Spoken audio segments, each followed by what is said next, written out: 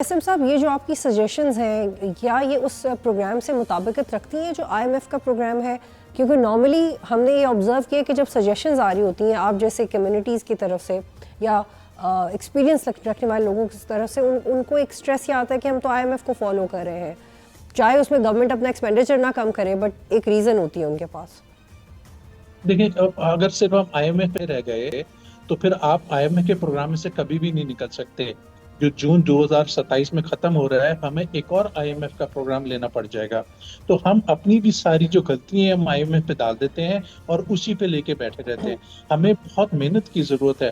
जैसे कि मैं आपको बताऊं कि बिजली में इस वक्त जो इंडस्ट्री है, गवर्नमेंट इंडस्ट्री से 131 बिलियन रुपए सब्सिडी, यानी कि इंडस्ट्री क्रॉस सब्सिडी दे रही है। जो आप सस्ते यूनिट बेच रही है गवर्नमेंट, यानी कि मैं समझाने की कोशिश करती हूँ, जो 300 यूनिट से सस्ता यूनिट गवर्नमेंट दे रही है जिसको, या जो 700 यूनिट कंजम्पशन से सस्ते यूनिट गवर्नमेंट बिजली देती है, जिसको लाइफ लाइन कस्टमर कहते हैं, उनको सस्ती बिजली देनी चाहिए। बट इंडस्ट्री की कॉस्ट पे तो नहीं दे सकते ना। आप इंडस्ट्री को चार्ज करके उन गरीबों को सस्ती बिजली दे रहे हैं, सस्ती बिजली देते हैं और साथ उनको बेरोजगार कर रहे हैं क्योंकि इंडस्ट्री बंद हो रही है। तो ये किस किस्म की बात हो रही है? ये आईएमएफ ये तो नहीं कह रही कि इंटरेस्ट रेट बढ़ाई जाओ।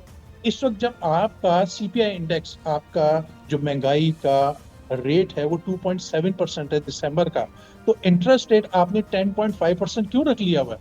अब 10.5% इंटरेस्ट रेट रखने से, क्योंकि सबसे बड़ी बोरोर तो गवर्नमेंट खुद है, 55 ट्रिलियन रुपए का तो लोकल डेट है जो तो फिर एसएम साहब, इसका हल क्या है? क्यों आप कह रहे हैं कि आप पे बोझ डाल के जो उनका किसी और जो लोग हैं, जो लाइफलाइन कस्टमर्स हैं, उनको रिलीफ दे रहे हैं, तो फिर आपको क्या चाहिए?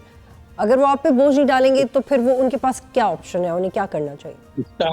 इसका हल है कि गवर्नमेंट इंटरेस्ट रेट को फौरी तौर पे कम करे। जब इंटरेस्ट रेट को कम करेगी तो गवर्नमेंट के अपने खर्चे भी कम होंगे ना। जब 11.7 ट्रिलियन रुपए गवर्नमेंट टैक्स वसूल कर रही है, उसमें से 68% यानी कि 8 ट्रिलियन रुपए तो सूद में दे रही है, गवर्नमेंट खुद पे कर रही है। गवर्नमेंट अपने खर्चे कम करे, इंटरेस्ट की कॉस्ट कम करे, अपने डिफरेंट खर्चे, अपने एक्सपेंसेस कम करे, इंडस्ट्री को चलाए कि एक्सपोर्ट बढ़े। सब्सक्राइब करें और बेल दबाएं ताकि कोई खबर रह न जाए।